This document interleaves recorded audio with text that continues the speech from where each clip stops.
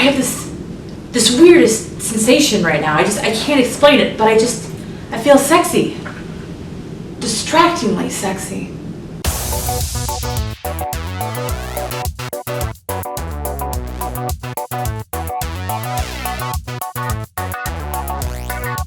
Hey guys, welcome back to The Stimulus. I'm Steph, and yes, I am sporting my wonderful Distractingly Sexy shirt, courtesy of Sarcastic Rover. If you don't know who Sarcastic Rover is, please go check out his Twitter account. It is a wonderful parody account for what it would be like if Curiosity, the Mars rover, wore his sassy pants on a regular basis. I love it. It's one of my favorite Twitter accounts. Please go check it out. Also, shout out to Sarcastic Rover for being super awesome and donating 25% of the proceeds from these shirt sales to an organization that is very near and dear to my heart, STEMbox. If STEMbox sounds familiar, it's because a couple months ago I filmed an unboxing video of one of their super awesome experiments. What STEMbox is they are a monthly subscription box that sends really awesome experiments geared towards young girls in order to foster their interest in STEM. It's a super awesome project. I can't tell you how much I support it and just fully behind what they're doing. As a 25-year-old aerospace engineer, I had a blast doing their strawberry DNA extraction experiment. If you didn't buy a t-shirt but you want to know how you can help out STEMbox, they just launched their Kickstarter this week. I will include a link to that down in the description below. They are at 20% of their goal, so please check them out, and I highly encourage you to back it if you can. Every dollar counts, but even if you can't afford to back it, please feel free to spread the word through Twitter or Facebook or whatever other social media you have. This is a really great project, and it's something I really wish that I had had as a kid. So please help me help them make this a reality, and together we can inspire the next generation of young women in STEM. With that, let's get back to what happened this week in STEM. Our first story of the week deals with one of my all-time favorite classic video games, Pac-Man, or at least how that concept ties into spacecraft design. A Swiss research project plans to pull a page out of Pac-Man's playbook in order to help reduce the amount of space junk swirling around in orbit. So, how much of a problem is space junk? Well, to give you an idea, low Earth orbit has kind of turned into the equivalent of that space underneath your bed, where you just keep shoving more and more things because nobody's really said anything about it. Well, now this space is becoming crowded and it's starting to become an issue. Whether this space debris is a dead satellite or even small particulates, it can be damaging. That was just about the only thing they got right with the movie Gravity. Don't even talk to me about Ghost George Clooney. No, absolutely not. This jetpack and whatnot.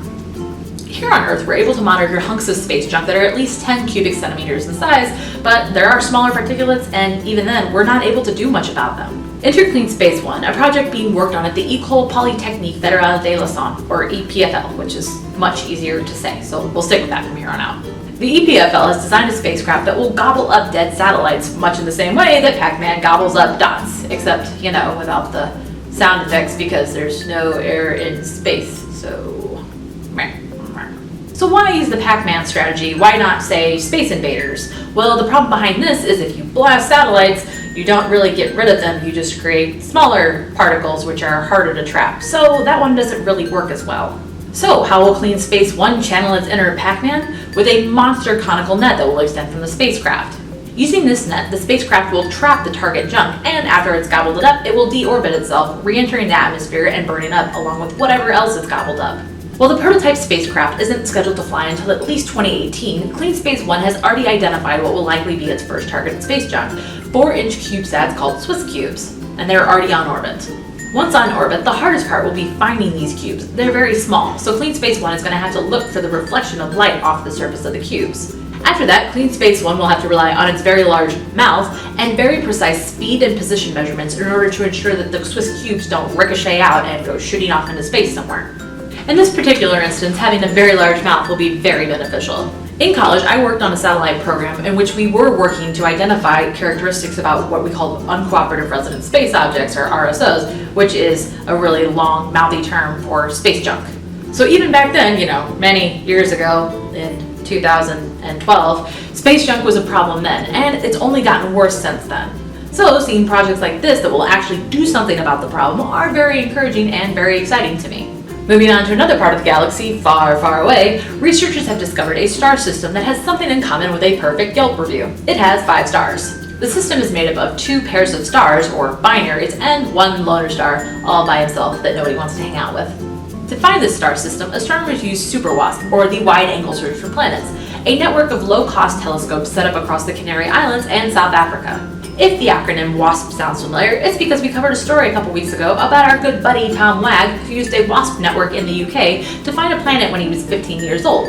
If you want to check that story out, click this annotation and it will take you to that episode of TWISTEM. Like WAG, astronomers use light curves to observe dips in the brightness, indicating that something was passing in front of the star and obstructing the light.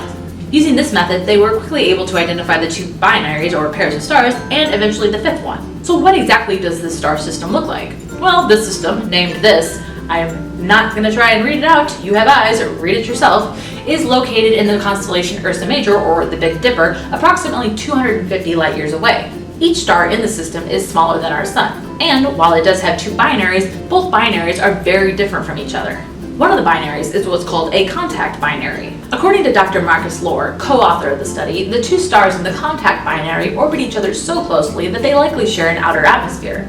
The other pair of stars are what's called a detached binary, and as the name implies, they orbit at a much greater distance, about 2 billion miles. If you were on a planet in this star system, your sky would be very different from what we see here on Earth. According to Dr. Lohr, in principle, there's no reason why it couldn't have planets in orbit around each of the pairs of stars. Any inhabitants would have a sky that would put the makers of Star Wars to shame. How dare you? Oh, okay. I can admit that the 5-star system would definitely put Tatooine's twin suns to shame. While this system is extremely rare, NASA's Kepler Space Telescope has already identified one other 5-star system. In the future, I look forward to seeing what other kind of original star systems we may find and what kind of really weird inhabitants may occupy them. Our final story of the week deals with some inhabitants from right here on Earth, this guy. No, this rhesus monkey is not doing his best Professor X impression. Instead, researchers use this guy and one or two of his closest friends and their combined brain power in order to manipulate a digital arm and complete tasks. So, how exactly does this process work? Well, we all like to think that we're special snowflakes and go our own way and path, but honestly, our minds tend to lean more towards the hive mindset. That's right, like it or not, you're already halfway to becoming a Borg. Resistance is futile. Researchers have found that when humans are given the same task, their brains tend to sync up, even if they're not working on the task together. Our neurons start to fire at the same speed in our brains and in the same locations of the brain. Since primates are closely related to us, researchers decided to observe how this meeting of the minds could be applied to a brain interface machine. They used groups of 2 or 3 monkeys, each in their own separate room with their own separate computer screen. Each monkey had electrodes implanted in the parts of its brain that are associated with motor skills and with spatial awareness. To start off, the monkeys were given a joystick and tasked with moving a digital arm to hit a target on the screen, with juice as an incentive. Clearly, there were no monkey unions around to push for better pay, but I'm not really one to talk. I would do this for a chocolate bar or a Dr. Pepper.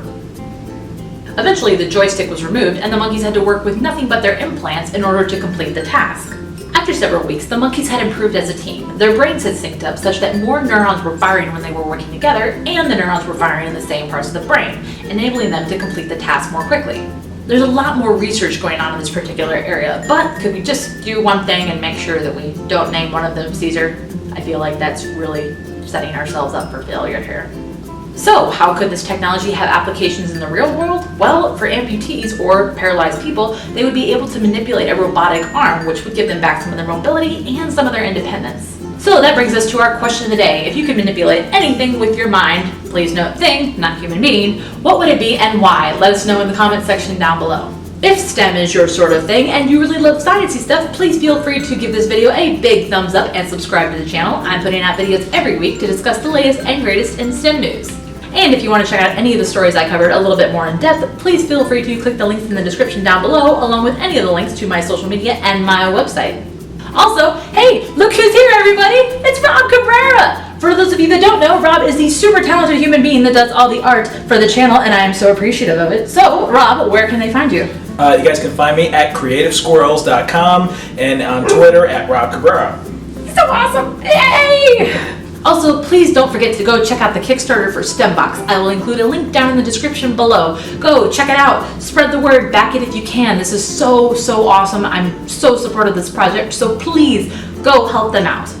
Also, for those of you that might live under a rock and don't know, New Horizons will be making its closest pass by Pluto on July 14th. So, if you really want to know more about that, check out all of NASA's press releases, or I will be spamming people like crazy on my Twitter account that day. So, consider yourself fully warned.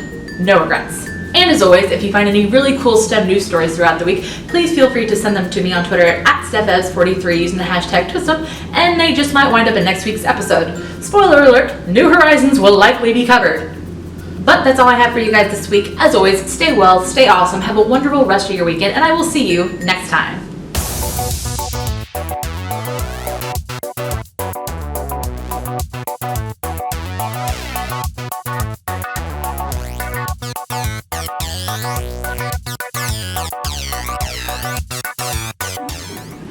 This is the usual. I just mutter to myself.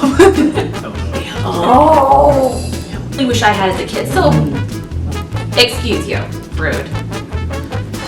Loki, don't bark. A project being worked on at the the EPFL has designed a spacecraft that will goggle. Weird noises. So many weird noises. Used a network of WASP telescopes in the United Kingdom. You jerk. Loki, you're killing me. I know, you got to shake. Oh god, I almost had it. That's approximately 2 billion miles to be exact. Well, not to be exact, because I said approximately, so don't say that. Assistance is futile. Oh no, I did not just screw that quote up. Oh no. Turn in your geek God, right now. Evans, what are you doing? Assistance is futile. But wouldn't that be a great story though? Like, if assistance is futile. Then they don't help anybody. They're just like terrible people. That's pretty much the DMV. So. Okay, yeah. Board DMV. Yeah. Rob and I are working on that. No, we're not. Board DMV. That would be the greatest thing in the world. Oh my god. That would be like The Office, but in Star Trek. I want a Board DMV spin-off now, for real. Oh my god. Alright, yeah, in your infinite free time. Good luck getting those rights, that'll be interesting. It's Rob Cabrera, everybody! Rob is the one.